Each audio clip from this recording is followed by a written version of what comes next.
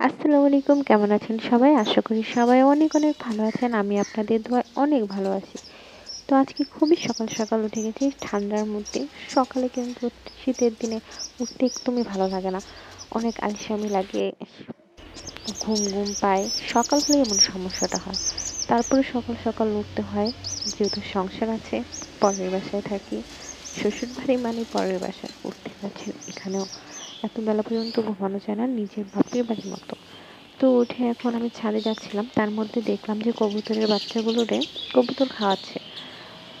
তো ওগুলো একটু দেখার পর আবার চলে গেলাম ছাদের উপরে। তো ছাদের উপরে তো আমি গাছ বুনেছি, সেগুলো আপনারা আগেই দেখেছেন। কিছু টমেটো গাছ, পুঁইশাক গাছ, মরিচ গাছ এগুলো বুনেছিলাম। তারপর রসুন গাছ আর ফুল গাছ এগুলো বুনেছি। বাট কিছুই হয়নি, শুধু টমেটো গাছগুলোই হয়েছে, দেখতেই পাচ্ছেন। আর এর মধ্যে কতগুলো টমেটো ধরছে, মানে একটা গাছে যে কত টমেটো ধরছে সেটা আপনারাই দেখতে পাচ্ছেন। এগুলো বড় হলে টমেটোর গাছটার কি অবস্থা হবে সেটাই ভাবতেছি। টমেটোগুলো নাকি অনেক বড় বড় হয়, এগুলো সব আমার শাশুড়ি কিনে এনেছে। তো উনি বলছে যে অনেক বড় বড় টমেটো ধরে।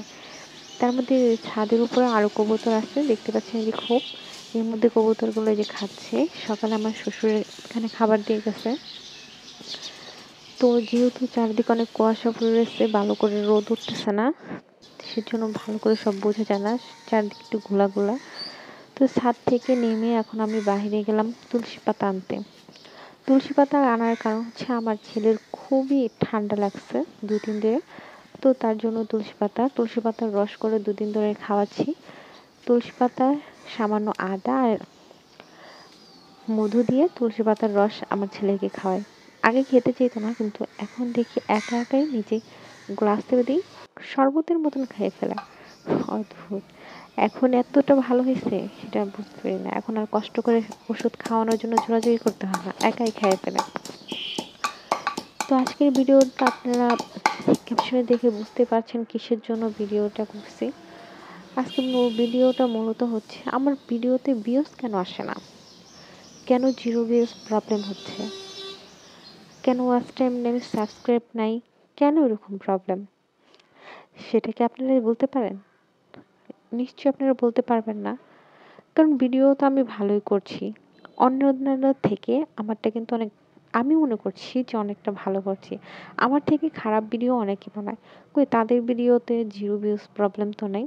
তাদের ভিডিওতে ঠিকই ভিউজ আসছে, ওয়াচ টাইম হচ্ছে, সাবস্ক্রাইবার বাড়ছে।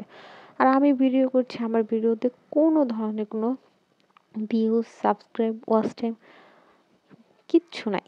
শুধু জিরো ভিউজ প্রবলেম। সত্যি আমি বুঝতে পারতেছি না যে আসলে কেন এই প্রবলেমটা হচ্ছে। আপনারা যদি আমার ভিডিও দেখে বুঝতে পারেন যে কেন আমার ভিডিওতে জিরো ভিউজ প্রবলেম হচ্ছে, কেন আমার চ্যানেলে ভিউজ আসছে না, সাবস্ক্রাইবার বাড়ছে না, তাহলে অবশ্যই আমাকে কমেন্ট করে জানাবেন। তো আপনাদের সাথে অনেকক্ষণ বকবক করলাম, তার মধ্যে আমি এখানে রান্না বান্নাও শেষ করে ফেললাম। তো আজকের ভিডিও এই পর্যন্তই। আর আমাকে অবশ্যই জানাবেন যে ভিডিওতে আমার কি প্রবলেম, তাহলে একটু আমি সমাধান করতে পারবো।